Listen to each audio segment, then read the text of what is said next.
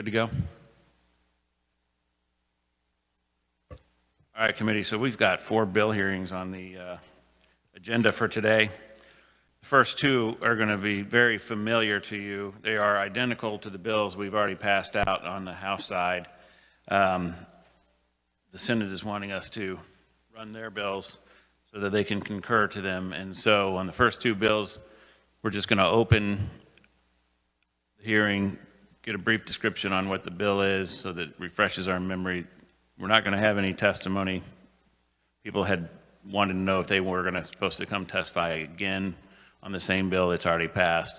We told them not to waste their time. So those first 2 should go pretty quick. With that, I'll open the hearing on SB 65 and get a description from the reviser. Chuck Reimer. Thank you, Chairman, members of the committee. Yes, so Senate Bill 65, the committee will recall this is a bill dealing with the high performance incentive program of the Department of Commerce.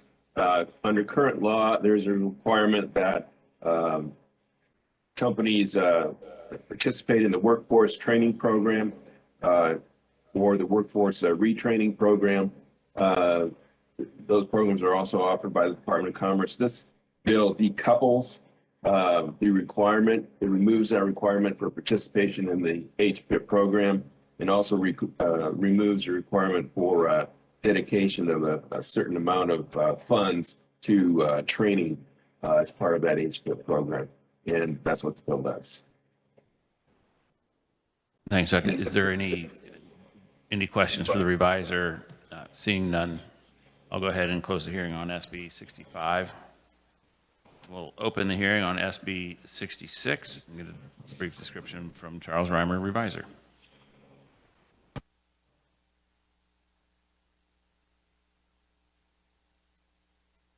You're on mute, sir.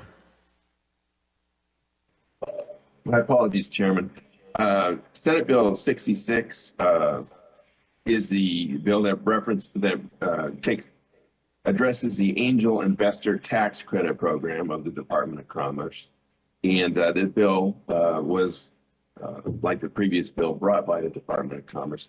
The changes for this bill include extending the sunset. The program will sunset this year unless extended. Total tax credits currently are capped at $6 million. The bill provides for that amount in 2022 and then provides for an increase of $500,000 each tax year until a cap of $8 million for tax year 2026. The bill amends the definition for a type of investment called a convertible note, which is a form of debt that converts to equity. The program currently provides that a business that receives an investment from an angel investor may issue a tax credit to the investor of 50% of the amount of the investment. This bill changes that. It permits issuance of a tax credit of up to 50% of the investment. The program currently permits an investor to receive up to $50,000 in tax credits from a single business and $250,000 in tax credits in one tax year. The bill increases those limits to $100,000 per business and $350,000 per year. The bill also deletes obsolete language referencing the Kansas Venture Capital Incorporated. The bill changes the investor tax liability standards for transference of tax credits. Currently, law requires an investor not have had a liability during the last 3 years. Bill changes that standard to require that an investor not have a current tax liability. Finally, the bill provides for repayment to the state of financial assistance if a business fails to meet the requirements of the program. The program currently provides that as current law. The bill reduces the clawback provision for non-bioscience companies from 10 years to 5 years, and then the clawback provision for bioscience companies remains at 10 years. So this is essentially similar to the bill as introduced on the House side. Okay, thank you. Any questions for the reviser? Seeing none, committee, we do have the one amendment that we put on as a technical amendment to fix things. We also had an amendment go on the floor. Representative Toplicker brought that. When we work this bill, we'll probably put both those on in here so that we don't have to deal with it on the floor again. And with that, I'll close the hearing on SB 66 and open hearing on SB 91, and we'll get a description of the bill from Charles Reimer,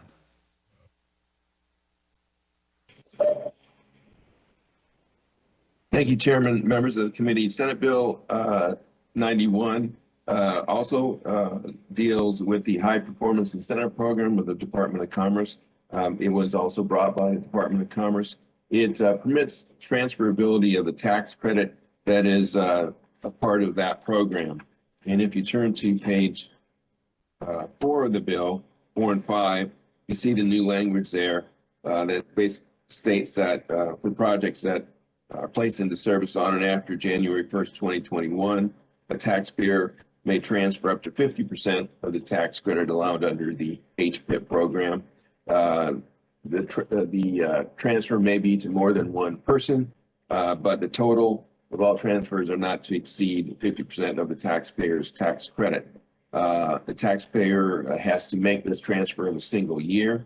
The credit may be transferred to any individual or entity. It shall be claimed in the year the credit was transferred against the transferee's tax liability under the Kansas Income Tax Act, or premium tax or privilege fees imposed pursuant to KSA 4252, or the privilege tax as measured by the net income of financial institutions. The amount of the credit that exceeds the transferee's tax liability may be carried forward for credit in succeeding tax years until the total amount is used, except that no credit may be carried forward for deduction after the 16th taxable year succeeding the taxable year in which the credit initially was claimed. The taxpayer and transferee are to provide documentation to the Secretary of Revenue as may be required by the Secretary. There's also provision that in the event the tax credit earned by the taxpayer transferred to the transferee is later disallowed in whole or in part by the Secretary of Revenue, then the taxpayer that originally earned the credit shall be liable for repayment to the state in the amount disallowed. And that is what the bill does. Any questions for the reviser? Okay, seeing none, we're going to go ahead and open the proponents section, and we'll start with David Sofer from the Department of Commerce. Welcome back to committee. Thank you, Mr. Chairman. Long time no see. David Sofer, Legislative Policy Director, Kansas Department of Commerce. As part of our testimony, you should have received 2 files, my testimony and then this map. I'm going to finish my testimony first, and then I'll explain to you this map and why it's important. I believe the file is just called HPIP, so hopefully you all can find that. But really quickly, SB 91 would allow for tax credit transferability for companies that have HPIP tax credits. We'll do just a really quick summary. I know it's been maybe about a couple months since we've talked about HPIP. So HPIP is one of the more valuable incentives that we have. The thing that I think is most attractive about it is pretty much, there is no quote-unquote winners and losers. The state, the secretary does not necessarily pick which companies receive HPIP. There are statutory qualifications, and based on that, that's who receives HPIP. To qualify, a company must be a for-profit company, pay above average wages, so that's compared to similar firms in the same geographical area using NAICS codes. Make a significant investment in eligible employee training. That's currently, although as we talked about with the other HPIP bill, that would be amended. And then be either a manufacturer able to document that most of its sales are to Kansas manufacturers or out-of-state businesses and the like. A business in any NAICS code can qualify if its headquarters or back office operations of a national, multinational corporation are here. So there's 3 main benefits currently. I'll focus on 2 of them since the third one is part of that other HPIP bill that we're seeking to amend. The key piece here is that a 10% income tax credit is received by the company if they make a qualifying capital investment. What we mean by qualifying is that for the 5 major metro counties, so that's Douglas, Shawnee, Johnson, Wyandotte, and Sedgwick, it must be $1 million. And then for rural counties, it's $50,000 and up. So you get 10% equal to the capital investment that you received in a tax credit, and then you can carry it forward for 16 years. And then you also receive a sales tax exemption to use in conjunction with the eligible capital investments at its qualifying facilities. So it sounds great. You get this 10% tax credit. So why are we here? The reason why we're here is that Unfortunately, what this tax credit does is it can only be used against a liability, which is great, except this punishes companies that continue to reinvest in their company and thus don't have that tax liability to be able to utilize these credits. So as a result, so while you can carry this credit for 16 years, and many do as long as they recertify, they sit on our books. And so currently, each year, we have hundreds of millions, I'll repeat that, hundreds of millions of HPIP credits that sit on our book each year as a liability, awaiting to be claimed. If the goal is truly for us to incent companies, promote pro-business welcoming environment, and again, we're trying to promote the idea of reinvesting in our state, reinvesting in your employees, paying above average wages, then we should be offering incentives that are tailored to their needs. If we don't, we'll continue to lag behind other states, and many do offer transferability. So what does SB 91 do? SB 91 would tweak HPIP. It would create a more competitive incentive by doing the following. First off, it would allow a company to transfer up to 50% of the tax credit it receives. So for example, if we talked about that $1 million capital investment in Johnson County, you'd get $100,000. This would allow you to transfer up to $50,000 of that tax credit. Those transfers must occur within 1 calendar year. The reason being is we are trying to limit some of the liability the state would occur by these tax credits being transferred. A company can make as many transfers as it would like to get to that 50%, but again, it has to occur in that 1 calendar year. The company can choose which calendar year that would occur. And then again, we're really trying to only make this for projects going forward. So projects placed into service as of January 1, 2021, because we wrote the bill in December, would be eligible. So I think by allowing companies to benefit from this incentive, Kansas will see more capital investment, more jobs, and a far more competitive incentive program that we can take and compete with other states in order to be able to get a lot of those big-time companies that are paying well above average wages and are willing to make significant capital investments in our communities that would dramatically transform them long-term. For example, states like Florida, Arkansas, Missouri, New Mexico, New Jersey are a few that provide this transferability for job creation and capital investment incentives. These are only a small sample, but the reason why we picked these is to show that states of all sizes, tax structures, and incentives are offering more transferability, not less, in order to meet those business demands. And so before I wrap up here, the reason why we wanted to provide you this map, so what this map is that this is showing companies that have either are newly certified in FY19 or 20, or have recertified with the state because they're continuing to try to use those tax credits. And the goal that we wanted to be able to show is look at how many counties are able to utilize HPIP. This is, often one of the criticisms we get at Commerce is that we're only focused on the metro counties. HPIP is used in more than half the counties in our state, all across in every region. It is an incredibly invaluable incentive. It's why when I know the State Chamber of Commerce approached us with being able to kind of tweak the HPIP program, we were happy to work with them. This is a result of a collaboration effort. We've also worked with the Overland Park Chamber, Wichita Chamber, to name a few. I know they'll be testifying here. This really can be a game changer. It's a big deal. This is really a great way to help our businesses and be able to really transform our ability to recruit and really make Kansas a great place for Kansas businesses. And with that, I'll sum up and be happy to take any questions when the time's right. Any questions? Representative Dodson. Just real quickly, Mr. Chair, in the fiscal note, they show 2 years, one at 41 million and one at 70-something million. And then it said future years will be 16 million. I assume that's in addition to whatever calculation has been made before.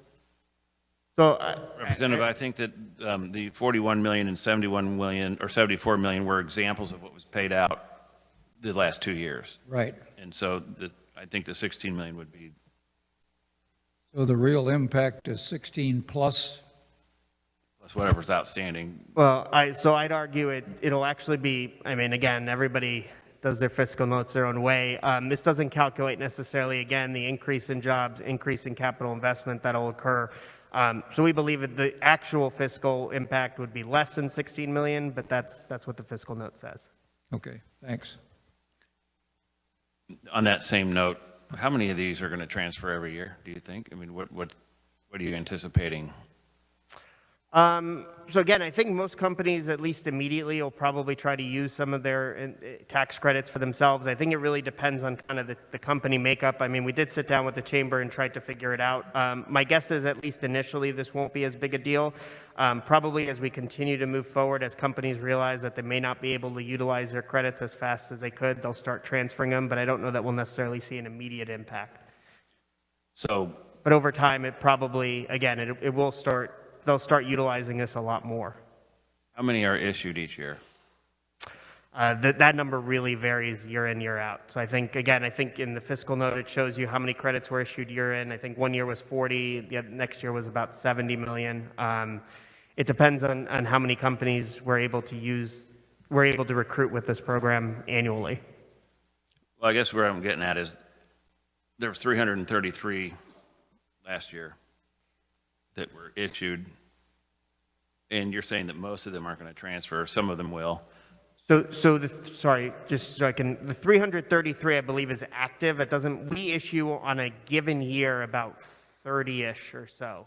Okay. All those other ones are recertifications. Okay. Well, that's what I was getting at then. Yep. So we also have a $222,000 fiscal note here for 2 new FTE positions to handle this. Not with Commerce. I know, but that's what the Department of Revenue says they need to transfer these. So it would be your opinion that they could probably just absorb this and we could get rid of that 222,000. Right? I can't comment on Department of Revenue's. That's what I heard you say. Luckily, this is being taped, so I think I'll be okay. But Any other questions? Seeing none, thank you. Thank you.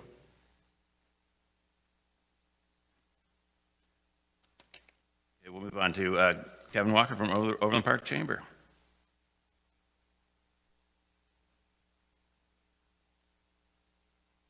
Good afternoon, Mr. Chairman, members of the committee. I'll be very brief. I think Mr. Sofer's done a phenomenal job of explaining this program. We think this is really important. As he mentioned, Missouri has this ability to transfer some of their tax credits for these job creation incentives.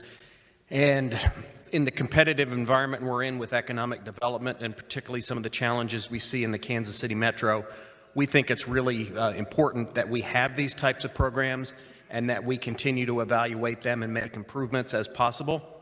And I think this bill does exactly that. It's incenting the types of businesses that I think we all would like to have in our communities. These are high-skilled jobs, high-paying jobs, technical skills. These are all things that we would want these employers to have, and we just stand in strong support of this and encourage you to advance this on. Thank you. Any questions for Kevin Walker? Seeing none, Jason Watkins from the Wichita Chamber.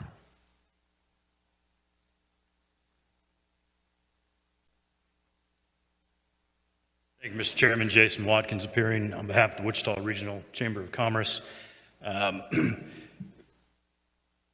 David did a great job explaining the mechanics of it. Just quickly kind of talk about why the Chamber's in strong support of this. I've come before this committee oftentimes talking about the aviation industry. Probably don't talk enough about the South Central Kansas area being an advanced manufacturing hub, a corridor, if you will. So it's not just aviation manufacturing. Some of our advances that have been helped along by Wichita State deal with the manufacturing of medical devices based on certain types of materials. So as our economic development folks in South Central Kansas work to recruit folks into South Central Kansas to locate these types of businesses, or to get somebody like a Spirit Aerosystems, for example, to expand, HPIP is a very, very valuable tool that we use both in the recruitment and in encouraging folks to expand. And while HPIP is a great tool, it is in fact such a great tool that it's not something that is just seen in the state of Kansas. As David mentioned, a lot of states have programs like HPIP, so we're competing against those states. If you'll quickly go back to the types of companies and firms that I'm talking about, their investment is significant. It's significant enough that it oftentimes takes these companies a while to make any money. So while that HPIP credit is a great recruiting tool, if they don't have income in the first several years, the tax credit in and of itself isn't providing a great benefit. And as David mentioned, they've got to use it within the first 16 years. And some of these companies, believe it or not, may go a long, long time without that profit. So by allowing them to transfer, and we're saying transfer, but really what they're doing is they're selling a portion of that credit to somebody else, and they're basically at that point then able to monetize that tax credit that they've received. So if you're a firm that's looking at Missouri, Florida, or Kansas, and you know that you're going to have sizable investment and that it's going to take a significant period of time before you actually get to turn a profit, Kansas will not be the state that you're going to locate in because you can't monetize that credit right now. You can in Missouri, you can in Florida, you can in these other states. So very simply, this bill is about competitiveness and helping us recruit the types of firms that we want in the state. These do typically tend to be larger firms. It's skilled labor, it pays well, it has good benefits, and it significantly grows various tax bases within the state of Kansas. So we would encourage you to pass this bill out, and I'm happy to stand for questions at the appropriate time, Mr. Chairman. Any questions?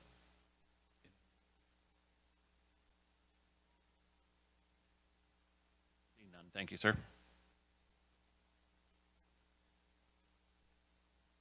That's all I've got as far as proponents on SB 91. Is there anyone else here that wants to testify for SB 91? Seeing none. We don't have any opponents and no neutral. And so we do have some written on the S drive. We have the Kansas Chamber, the Greater Kansas City Chamber of Commerce, and Kansas Grain and Feed Association, Kansas Aggregate Business Retailers Association, and the Olathe Chamber are all written only proponents. With that, I'll close the hearing on SB 91, and then we'll open the hearing on SB 90 and get a brief description from Charles Reimer, the reviser. Thank you, Chairman, members of the committee. SB 90 deals with the Kansas Rural Housing Incentive District Act. This, again, is a bill that was brought by the Department of Commerce. The bill permits the use of bond proceeds for bonds issued under that act to be used for the renovation of buildings or other structures that are more than 25 years of age for residential use, and these buildings must be located in a central business district as approved by the Secretary of Commerce. The eligible residential improvements are only to include improvements made to the second or higher floors of a building or other structure, and improvements for commercial purposes are not eligible. So it provides for an exception that permits use of the bond proceeds for a renovation of these specific older buildings in central business districts for residential purposes. The bill was amended by the Senate Committee of the Whole to change the definition of a city eligible for the Rural Housing Incentive District Program. Under current law, city means any city incorporated with a population of less than 60,000 in a county with a population of less than 80,000. And the Senate Committee of the Whole amended that provision to remove the requirement that the city be in a county with a population of less than 80,000. So That is what the bill does. Hey, thank you, Charles. Any questions for the reviser? Seeing none, thank you, Charles. Appreciate it. Go ahead and open the proponent section of the hearing, and David Sofer, Department of Commerce. Surprise, me again. Okay, so SB 90, Rural Housing Incentive District. So to be honest with you, kind of started off, you know, I don't think it's a secret in our state that obviously housing is a tremendous shortage, you know, and to be honest with you, there is no one size fits all fix, right? If we're going to truly address the housing shortage in our state, it is going to take multiple different ideas, thoughts, programs to be able to put this thing together. This is simply meant to be one piece of that, and it is meant, you know, because we know of some of the difficulties with respect to building rural housing and the costs related to that. And, you know, in a perfect world, the developer would build housing, and, you know, and they would be able to sell it. But as many folks would be able to testify to you, there is a significant cost, especially in rural housing, where there's less density, and so obviously their cost is a lot more. So the goal here with what we're trying to do is be able to take advantage of current infrastructure or build up on existing infrastructure. So another piece that with why we came forward with this bill is, you know, in the framework for growth, I think we had covered it during our presentation to you all. Millennials and younger folks want to be able to feel some of that urban downtown feel, but may not necessarily want to live in some of our bigger cities. We think that's a great thing. We don't want them to leave our state, but we want to be able to create diverse communities to give those folks the option and ability to stay in our rural communities. I think that's so incredibly important for us, and this would be able to help out with those efforts. So first of all, what is RHID? So Rural Housing Incentive District is a tool to aid developers in rural communities to build housing by assisting in the financing of public improvements related to the development. So if you think about it, it's like a housing-specific TIF. It captures 100% of the increment increase in the real property taxes, and then the project can, again, it can pay off up to 25 years. In order to be able to take advantage of this incentive, the property must be within an established RHID district. Currently, those districts are defined by the city or the county, basically being, so the city would have to be, as the reviser had mentioned, under 60,000 and a county under 80,000.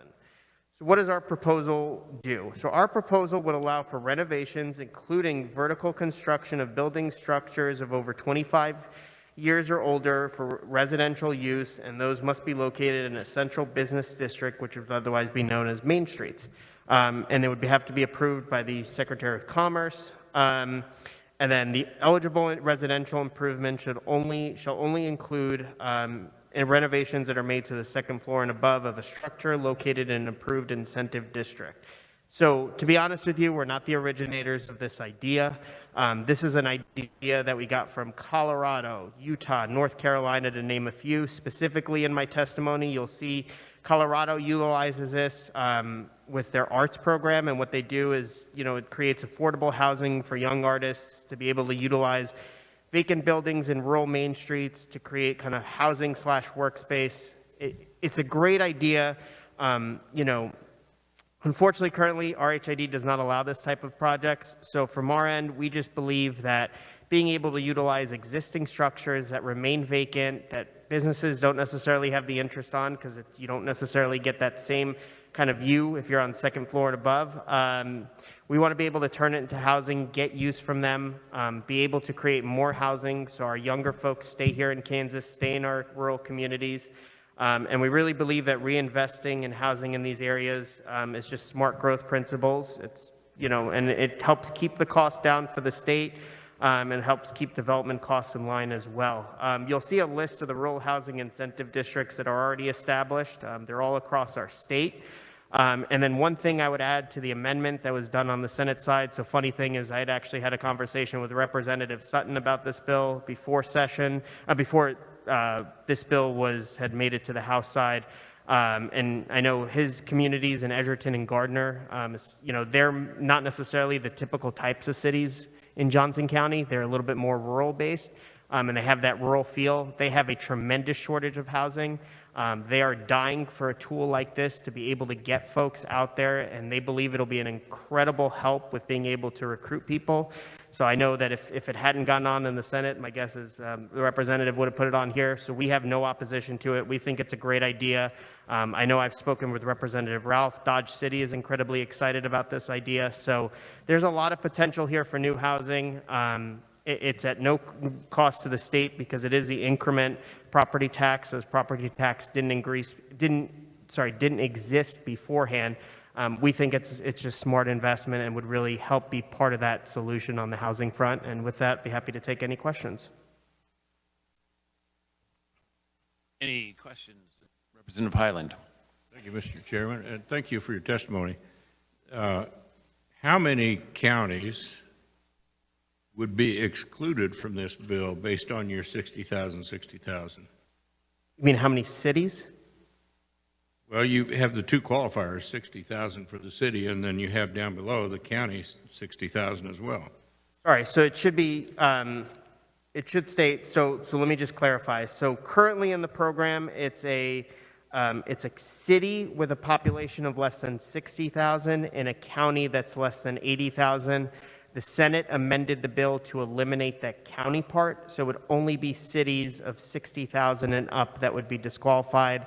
And my guess is there's only a handful of cities. Most of them are in Johnson County, Wichita, Topeka, Lawrence, Manhattan's close. I don't know. I think they're a little under 60,000. So Manhattan actually would still be included. So for the most part, you're looking at Lawrence, Topeka, Johnson County cities, and Wichita. Okay, thank you for that. Then we may have a problem with the section 1, paragraph D then, because it clearly states 60,000 for the county. Okay. We'll look at it later, but thank you. No problem. Is that in the bill itself? Okay. Any other questions? Representative Mason. Thank you, Mr. Chairman. You created an analogy of a TIF, increment financing. How does the incremental financing work in this case? The increase in the property tax? The new residential housing, currently sorry? Sure. So the new residential housing is, again, you're not technically, and I think the Board of League Municipalities might be able to speak on this a little bit better, but currently the way it's assessed, it's only assessed on the business. Once you assess on the housing, that would be a separate assessment that would create new property taxes, and that would help pay for the housing development. Correct. I believe this is the same statute we amended a few years ago that changed the bond from 15 to 25 years or something like that, right? Correct. So, yeah, so it's whatever the property tax was currently at, the city and county get to keep. Anything above that goes to pay the bonds, right? Correct. Until it's paid off, and then or 25 years, and then it goes back to the city and county. Okay, thanks. Any other questions? Representative Kessler. Thank you, Mr. Chair. When I was looking through the amended version of this bill here, it does strike out the whole county option of this. So the whole county is struck out of the amended version.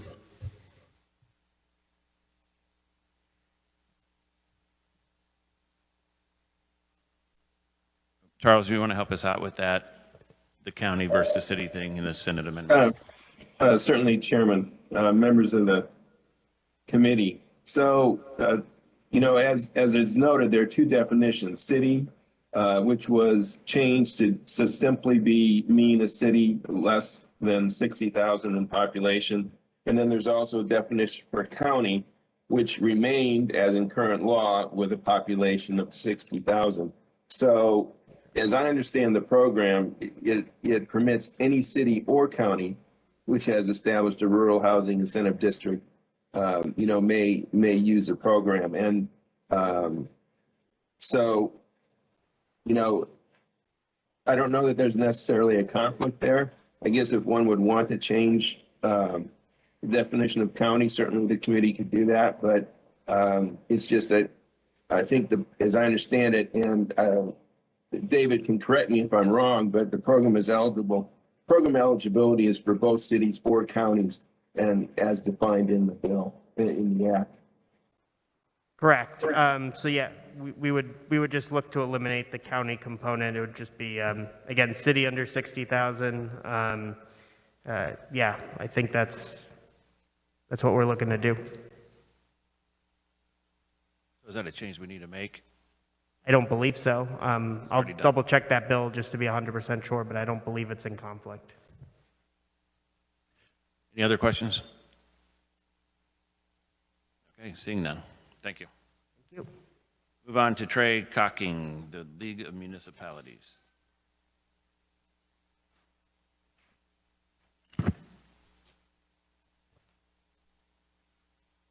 Good afternoon, Mr. Chairman. Thank you. Welcome back. Good afternoon, Mr. Chairman. Trey Cocking, Lakeview, Kansas Municipalities. Thank you for allowing us to talk about this today.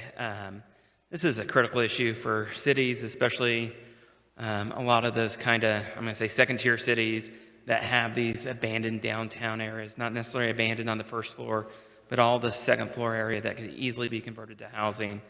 So we would be very grateful for this committee to push this along.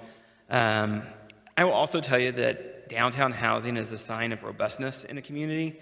It draws a lot of young folks and empty nesters to downtown, and it also makes it a lot easier for people to spend money in their community when they just have to walk a block to buy something, to go to a restaurant, versus getting in their car and having to drive. The other point I want to touch on today, we had a meeting with the Department of Commerce a couple weeks ago about a problem the city of Atchison is having with development in their community. Their assistant city manager is going to testify today on their problem, but we would seriously ask the committee to look at Atchison's issue and see if it can be amended and solved in Senate Bill 90 here today. I'll stand for any questions, Mr. Chairman. Can you go through that again? What needs to be amended? So, the assistant city manager with the city of Atchison is going to talk about their problem and ask for an amendment to this. He's going to testify here in a second. I hate to steal his thunder from him, but to talk about his problem, and we're just supportive of his amendment when he does testify, sir. Okay. Sorry, I thought I missed something. Any questions? Seeing none. Thank you. Mark Toome from Kansas Board of Realtors. Welcome to committee.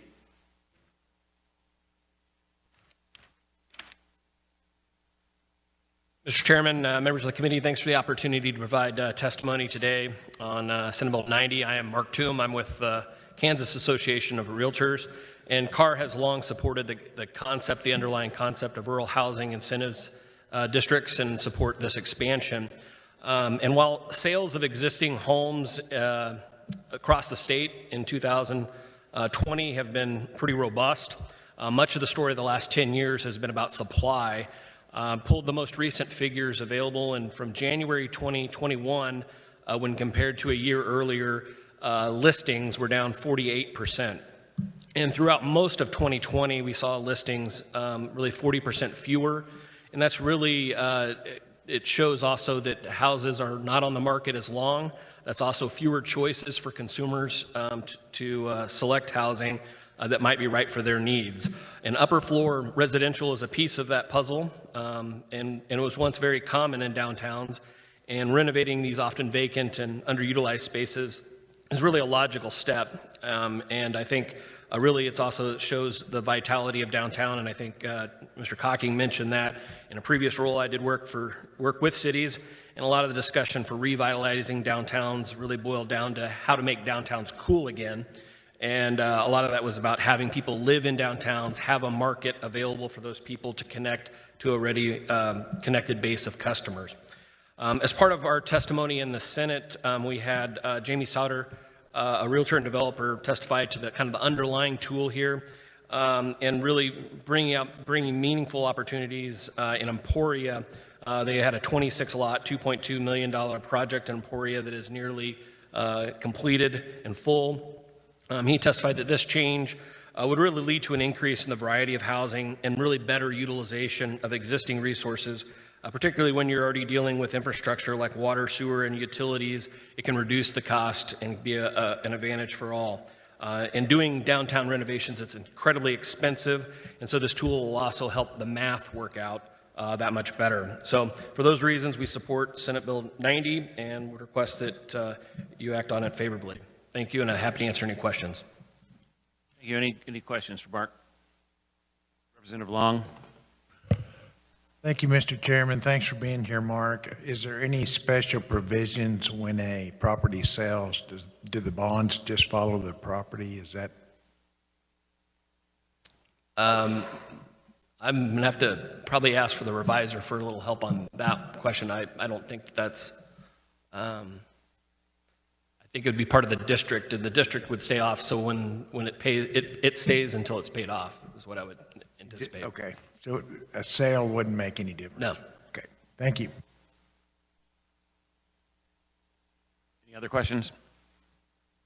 Seeing none, thank you, sir. Thank you. I think we have someone on virtual from Atchison, Justin Prejean. Sir, thank you, Chairman Tarwater and members of the committee. My name is Justin Prejean. I'm the Assistant City Manager here in Atchison, but I also have some experience doing housing development in my own right. The first thing I want to speak to today is that we are fully supportive of SB 90 as you've got it written in front of you. We think it's a great bill. I couldn't agree more with the previous folks that testified that downtown housing is an indicator of success. We've seen a number of projects here, and I would just add that it's not just the young professionals that live in those buildings. We recently had a 17-unit housing project at our old YMCA, and over half of those residents are lifelong Atchison residents who are downsizing and just looking for a way to stay in their community. So many times, places like Atchison, we see our retirees go to places like Lawrence because they want some of those amenities and those better features, and they want apartments, and we just don't have that supply for them. So we're fully in support of SB 90. Atchison is one of those markets where conditions are tough for seeing housing development. The costs exceed what developers perceive there to be in terms of future revenue, whether it be in rent or sale price. And so we have to get really creative to figure out how to make housing projects happen. In my written testimony that I submitted, there's a proposed amendment that would add one more narrow expansion of the existing RHID program. It would allow for vertical construction of housing. It would allow those expenses to be eligible for the RHID program on lots that were platted 50 or more years ago. So I'll repeat that. For places that were platted 50 plus years ago, the costs of vertical construction would be eligible as part of the RHID program. And the reason that's significant is because we are the second oldest city in the state of Kansas, and we have a lot of missing teeth in the smile of our oldest neighborhoods. Demolitions happen, bad owners happen, and so there's a lot of missing teeth there. But in those circumstances, we don't really need help with infrastructure. We don't need help with the street. We don't need help with the curb, the sidewalk, the water line, the sewer line. Everything's there. It's right out front of the house. But we still don't see a ton of development on those infill lots. And so we're asking for this amendment to give us another tool in the toolbox to allow a small developer in a rural community the opportunity to take advantage of some incentives. So many times incentives are geared towards developers. They're going to come from out of town and do a project. You know, the RHID program is super effective at generating new suburban style development, and that's great. We want to see that continue as many places as it can, but it hasn't been a really helpful tool for us fill in those missing teeth in the smile of our community. So we would just ask for your consideration in making this addition. The last distinction that I want to make has to do with the difference between a development or a business model that is focused on build to rent versus build to sell. Understandably, people prefer to have owner occupants in neighboring single family homes. Atchison's about 40% rental at the moment, and we'd like to see that number increase because it signifies buy-in in the community and all of those things. We have a really prolific neighborhood revitalization program here, which is a property tax abatement tool. The trouble is that abatement tool carries with the property owner. So we actually see some infill development but all of it is build to rent. We don't see any infill development that is build to sell. Because when you build to sell, you're foregoing the value of those future rebates. So with RHID, it was a great question when the last proponent was testifying, what happens to that rebate or what happens to the value of that incentive? Well, our understanding is that we can structure this in such a way to retain that incentive with the developer, which is a big deal because the developers are the ones that their financing needs to work to see these kinds of projects happen. So with that, I can stand for any questions. I appreciate your consideration very much. Thank you. Okay, thank you. Any questions? Representative Dodson. Yes, I just want to make sure that all of your requirements are taken care of. In the bill itself, it says Central Business District, and I noticed in your testimony, you're talking about older neighborhoods. So will this capture what you need to do in the amendment? It's a great question. I guess we would be looking to the revisor's office to make sure that we're achieving what we want to here. But what I was trying to write with this amendment was an or situation where the exceptions would be the central business district for second floor and above that. And then this is or lots that are platted 50 years ago for vertical construction. That's what I was attempting to achieve with the amendment. Thank you. Thank you. Any other questions? Representative Long.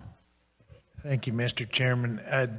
Justin, when we think about this in Atchison, is there a conflict with the city's zoning on these old lots? I mean, if they're in a old business district, are they zoned right for residential construction? I mean, is that something you're going to have to look at? So my intent with writing the amendment was not to limit the area we're describing to the central business district. That area would be limited to plats that were originally platted 50 or more years ago. So if you're thinking sort of pre-World War II development areas, that's the intent of what I'm trying to achieve. So that would include Atchison's oldest neighborhoods, including the plat that's called Old Atchison that was platted in 1858. That entire neighborhood would be eligible for this, is the intent of what I'm trying to achieve. The restriction on the area that's eligible would have to do with the original date of that plat. And in order to get approval for that, you would have to demonstrate documentation of that plat to the Secretary of Commerce. Okay, thank you. Thank you. Any other questions?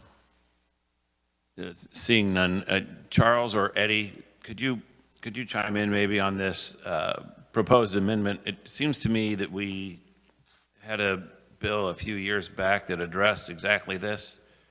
Maybe it didn't get passed all the way through, but it seems like when we redid these bonds for 25 years were for new construction as well. Is that not true? Chairman, I do not recall. I don't know if Eddie does. I'm in the same situation as Charles. All I remember from the bill about 3 years ago is that it provided for the bonds to extend to 25 years. I don't necessarily remember any other provision of it. I'll check really quickly. If there are more conferees, I might be able to have it before we get to them or before they get finished. Okay, then could you explain what this statute is that we're amending anyway? So what were the bonds used for before this bill?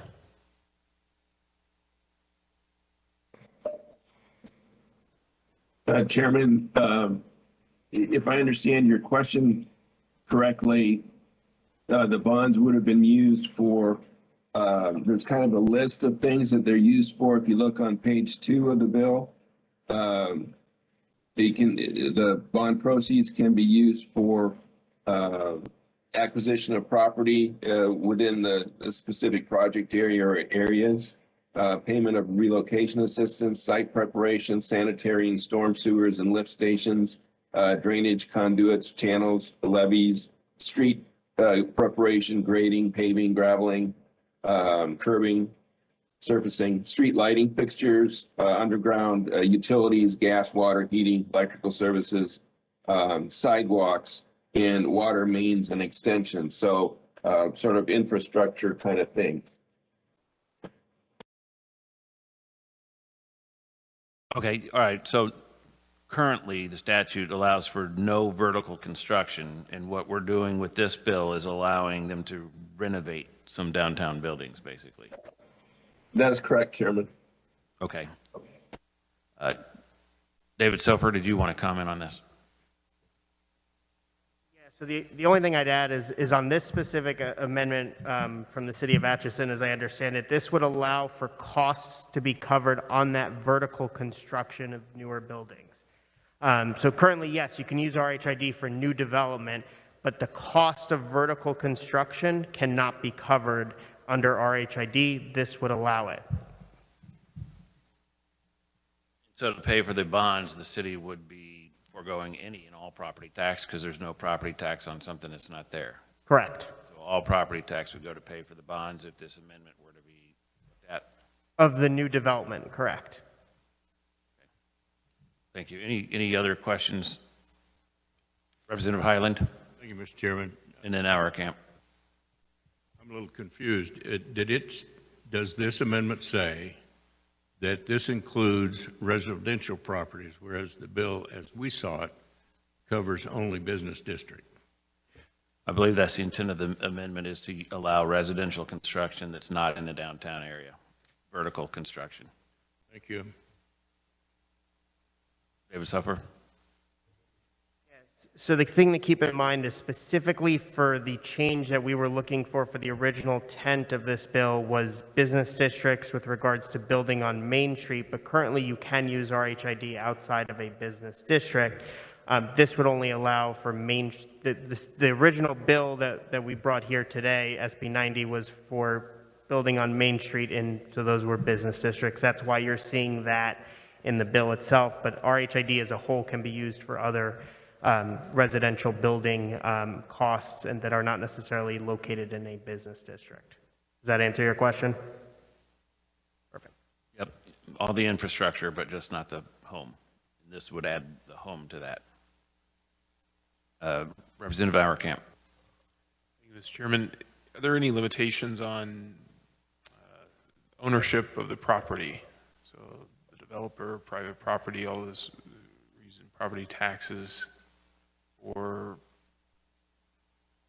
personal gain? Charles?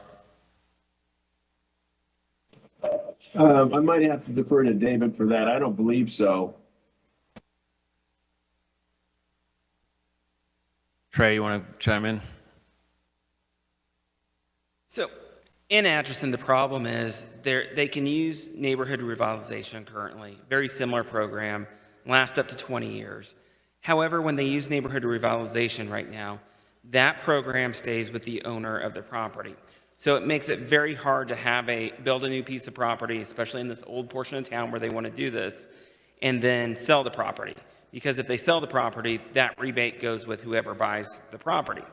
So typically the way this would work is they want to sell the property, but the property is going to sell at a discount now, and then the developer will be able to recoup their cost over long term by getting the proceeds of the RHID over the period, whatever the city agrees on with the Department of Commerce and the developer to do the project. So the problem is, right now, current law, you could do this under neighborhood revitalization, but neighborhood revitalization does not allow the property to be sold, which makes it great for somebody who wants to be a landlord. But if somebody wants to get out of the landlord business, this is an incentive that in these old areas of town, and the problem in the old areas of town is when you go, RHID works great in a greenfield because you're building a bunch of new houses and they're all going to appraise for what they should. However, when you build a new house, let's say you're building a new $200,000 house in an older section of the city, the house across the street might be worth $40,000. And then when the bank comes in and they look around, they're going to see what the other houses in the area appraised for, and they're going to say this house is worth $160,000. So at that point, somebody can only get a loan for $160,000.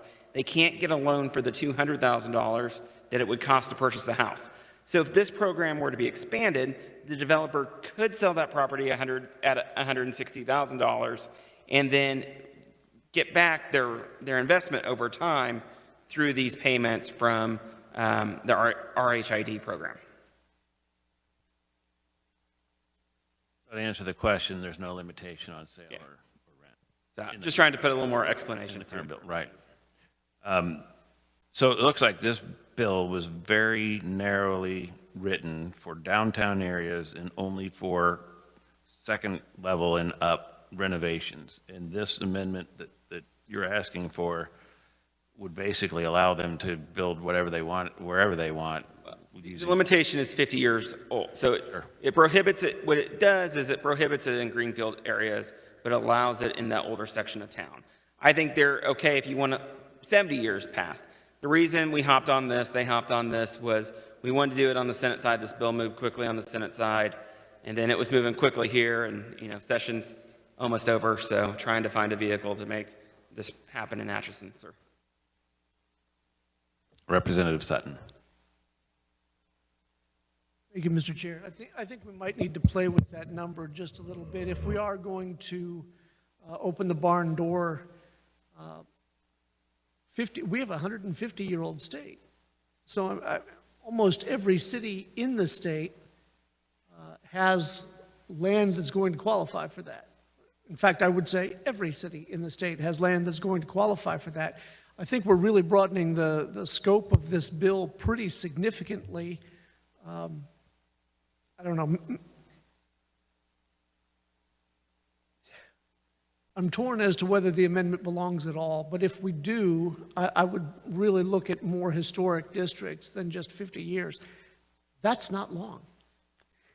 Believe me, that's not long, all right?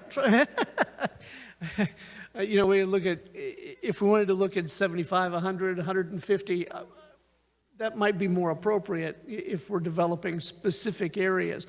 But this looks like we're developing everything that's ever been a city in the state. And that's a fair criticism. I think we talked about pre-World War II initially, and then, the problem is some of the stuff built right after World War II was built cheaply. And, look at Montera out here by Forbes Air Force Base, built cheaply, and trying to think of that as well. So that's kind of why we expanded it, at least in conversations. Thank you, Mr. Chair. Any further questions? All right, seeing none.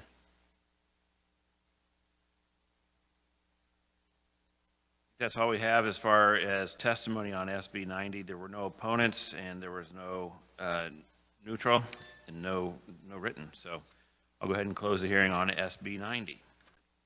I believe that's all we had on the agenda today, committee. Tomorrow we'll be back. We'll have a, do we have a bill hearing tomorrow? I don't have my agenda for tomorrow, but I know we'll work all these bills, or we're planning to work all these bills tomorrow. We do have one bill hearing. And so we plan to work all these bills tomorrow that we just heard today. So work on some amendments if you have any.